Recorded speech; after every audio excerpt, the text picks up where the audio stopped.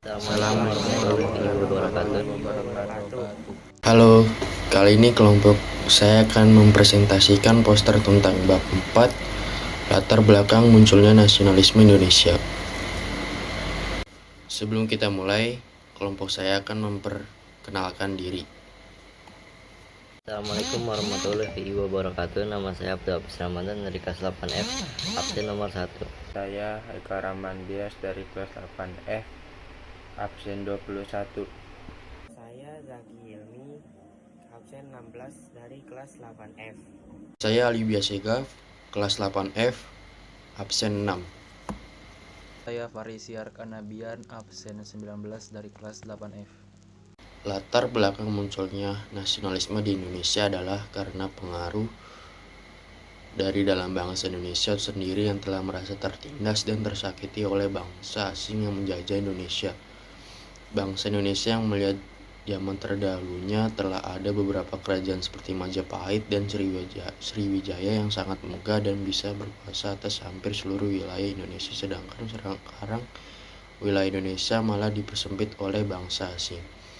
Munculnya kaum terpelajar di Indonesia dan juga karena faktor eksternal, yakni Indonesia melihat bangsa Asia lainnya yang berhasil bangkit melawan Barat seperti Jepang menang atas Rusia, Filipina mulai melawan kepada penjajahan Spanyol dan memerdekakan negaranya, dan lainnya.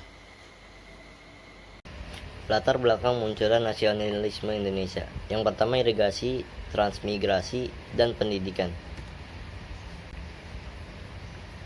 Perluasan pendidikan. Penyelewengan politik etis. Irigasi hanya untuk kepentingan perkebunan Belanda. 2. Transmigrasi hanya untuk mengirim orang Jawa ke luar Jawa sebagai butuh perkebunan. Ketiga, pendidikan hanya sampai tingkat rendah untuk memenuhi pegawai rendahan Belanda.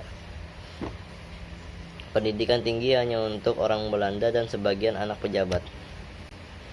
Semakin banyak orang di Indonesia berkembang pendidikan modern dan mempelopori gerakan pendidikan sosial dan politik. Segi positif yang dirasakan bangsa Indonesia adalah pendidikan. Semakin banyak orang Indonesia berpendidikan pendidikan modern yang kemudian mempelopori gerakan pendidikan sosial dan politik. Pengaruh pendidikan inilah yang melahirkan para tokoh pemimpin pergerakan nasional Indonesia. Pendidikan adalah investasi peradaban. Melalui pendidikan akan tertanamkan pengetahuan kesadaran nasionalisme bangsa Indonesia secara bertahap. Mulai masuk abad 20, kesempatan memperoleh pendidikan bagi rakyat Indonesia semakin besar. Hal ini dipengaruhi kebijakan baru pemerintah Hindia Belanda melalui politik etnis budi, politik kolonial liberal yang memeras rakyat Indonesia, menimbulkan keprihatinan sebagian masyarakat Belanda. C. Theodore van Deventer menuangkan kritiknya dalam sebuah majalah The Gates berjudul En Result atau Debt of Honor, hutang budi atau hutang kehormatan, yang terbit pada tahun 1899. Van Deventer mengusulkan agar Belanda melakukan balas budi untuk bangsa Indonesia. Balas budi diusulkan adalah dengan melakukan edukasi, emigrasi, dan irigasi. Kebijakan politik etnis memungkinkan berdirinya sekolah-sekolah di berbagai daerah di Indonesia. Mulai abad 20, perkembangan pendidikan yang diselenggarakan swasta juga semakin banyak. Perkembangan pendidikan bukan hanya diselenggarakan untuk pemerintah, tapi juga oleh berbagai organisasi sosial dan keagamaan. Misionaris agama Katolik dan Zending agama Kristen Protestan mendirikan berbagai sekolah di pusat-pusat pembayaran agama Kristen. Di berbagai kota berkembang pendidikan berdasarkan keagamaan seperti Muhammadiyah, Persatuan Islam, Nahdlatul Ulama, dan sebagainya. Sekolah kebangsaan juga tumbuh seperti taman siswa, dan sekolah-sekolah yang didirikan organisasi pergerakan. Pendidikan sangat besar perannya dalam menumbuhkan nasionalisme. Pendidikan menyebabkan terjadinya informasi, ide, dan pemikiran yang mendorong semangat Kegagalan perjuangan di berbagai daerah. Perjuangan bangsa Indonesia mengusir penjajah sudah berlangsung cukup lama sejak masa kekerajaan. Kedatangan bangsa-bangsa Eropa pada abad ke-16 awalnya hanya untuk berdagang rempah-rempah dan disambut baik. Namun, lama-lama mereka menerapkan kolonialisme dan imperialisme yang ingin menguasai Indonesia. Karena pada masa itu Indonesia merupakan negara penghasil rempah-rempah di dunia yang dimiliki nilai jual tinggi, sehingga muncul perlawanan kepada negara penjajah di berbagai daerah. Kondisi tersebut berlangsung cukup lama. Sebelumnya akhirnya proklamasi kemerdekaan Indonesia 17 Agustus 1945. Hanya saja perjuangan yang dilakukan di berbagai daerah mengalami kegagalan dan mampu ditaklukkan. Faktor kegagalan dikutip situs Kementerian Pendidikan dan Kebudayaan atau Kemendikbud. Sebelum abad ke-20, perjuangan dan perlawanan bangsa Indonesia masih mengalami kegagalan dalam mengusir penjajahan. Ada beberapa faktor yang menyebabkan kegagalan. Perjuangan bersifat lokal atau kedaerahan, tidak secara serentak. Ada beberapa faktor yang menyebabkan kegagalan. Perjuangan bersifat lokal atau kedaerahan, tidak secara serentak, secara fisik menggunakan senjata tradisional seperti bambu runcing, golok, atau senjata tradisional lainnya, sehingga kalah dalam persenjataan. Dipimpin oleh tokoh-tokoh karismatik seperti tokoh agama atau bangsawan, bersifat sporadis atau musiman.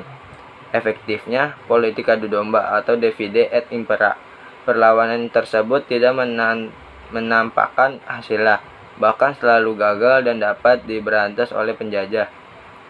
Pada waktu itu mereka berjuang bukan untuk Indonesia merdeka, tapi bagaimana cara untuk mengusir penjajah dari daerahnya, sehingga mereka dengan mudah bisa diadu domba oleh penjajah.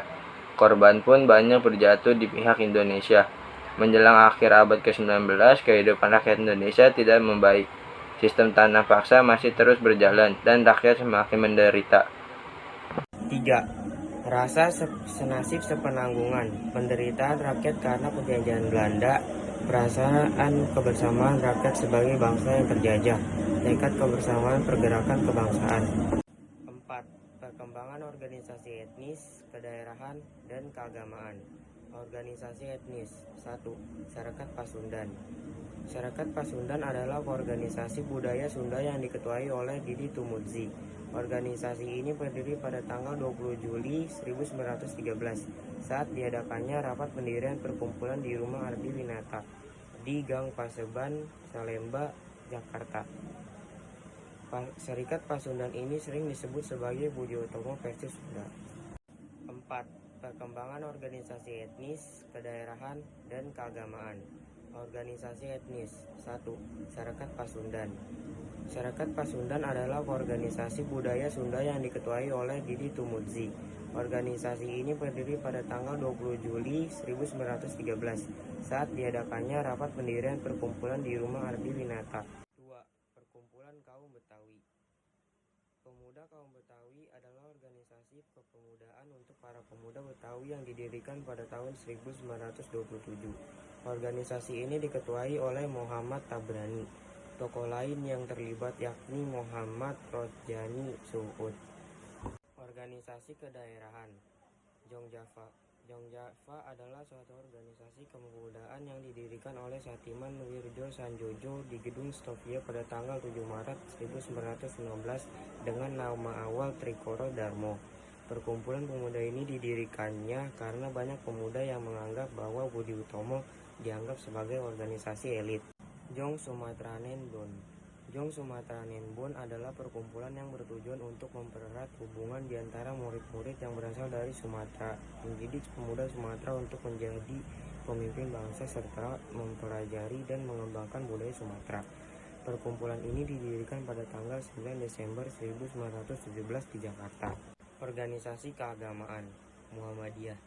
Muhammadiyah adalah sebuah organisasi non-pemerintah Islam besar di Indonesia. Organisasi ini didirikan pada tahun 1912 oleh Ahmad Dahlan di kota Yogyakarta sebagai gerakan sosial keagamaan reformis yang menganjurkan ijtihad interpretasi individu terhadap Al-Quran dan Sunnah sebagai lawan dari taklid sesuai dengan interpretasi tradisional yang dikemukakan oleh para ulama. NU adalah organisasi Islam yang pernah menjadi partai politik di Indonesia.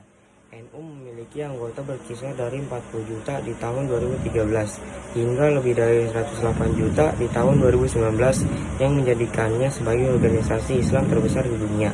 NU juga merupakan badan amal yang mendanai sekolah, perguruan tinggi, dan rumah sakit serta mengorganisir masyarakat untuk membantu pengentasan kemiskinan.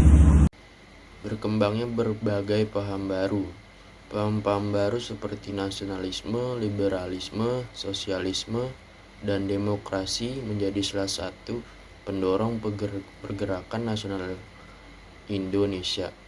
Paham-paham tersebut mengajarkan bagaimana langkah-langkah memperbaiki kondisi kehidupan bangsa Indonesia.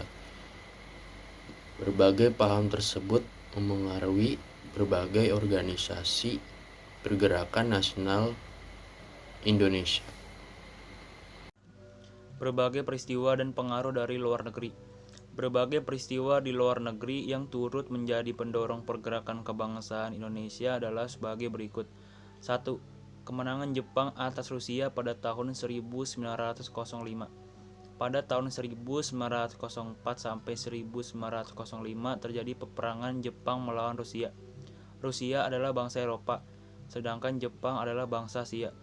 Tentara Jepang berhasil mengalahkan Rusia dan menjadi inspirasi negara-negara lain jika orang Asia bisa mengalahkan bangsa Barat. Bangsa-bangsa Asia pun semakin yakin mampu melawan penjajah. 2. Berkembangnya nasionalisme di berbagai negara.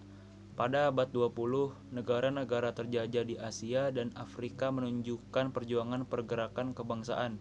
Di India, wilayah penjajahan Inggris, muncul pergerakan dengan tokoh-tokohnya Mahatma Gandhi dan Muhammad Ali Jinnah. Di Filipina, Jose Rizal memimpin perlawanan terhadap penjajah Spanyol. Di Tiongkok, muncul Dr. Sun Yat-sen yang terkenal dengan gerakan pembaharuannya. Sekian video dari kelompok saya. Terima kasih dan wassalamualaikum warahmatullahi wabarakatuh.